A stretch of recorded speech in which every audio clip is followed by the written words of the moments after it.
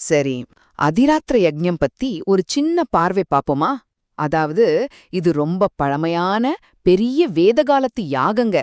இதோட நோக்கம் என்னன்னா, நல்ல நேர்மறை ஆற்றல பரப்பி, நம்ம சுத்தி இருக்கிற சூழல தூய்மைப்படுத்தி, அப்புறம் ஆன்மீக நன்மைகளையும் குடுக்கறது தான். முதலாவதா, நம்ம தெரிஞ்சுக்க வேண்டியது, இந்த அதிராத்திரம் ஒரு முக்கியமான சோம யாகம்.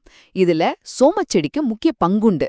இது சும்மா இல்ல, 12 நாள் நடக்கும். அதுவும் ராத்திரி முழுக்க மந்திரங்கள் ஓதிட்டே இருப்பாங்கன்னா பாத்துக்கோங்களேன். இத பத்தி யஜுர்வேதம் மாதிரி இருக்கிற பழமையான வேத நூல்கள்ல விவரிச்சிருக்காங்க. ரெண்டாவது விஷ்ணு.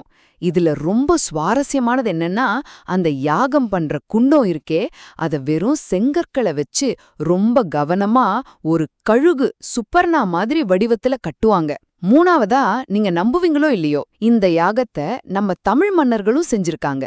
ஆமா, சங்க இலக்கியமான புறநானூற்றுல பாடல் 224ல கரிகால சோழன் இந்த அதிராத்திர யாகத்தை அப்படியே வேத முறைப்படி செஞ்சதுக்கு சான்று இருக்கு. கழுகு வடிவ பலிபீடம், உயரமான யாகத்தூண் எல்லாம் வச்சு.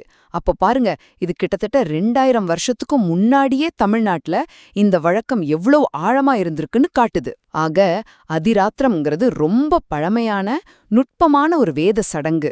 அதுவும் கரிகாலன் மாதிரியான மன்னர்களால நம்ம தமிழ்நாட்டிலயும் நடத்தப்பட்டு ஆழமான வரலாற்று வேர்களையும் கொண்டது.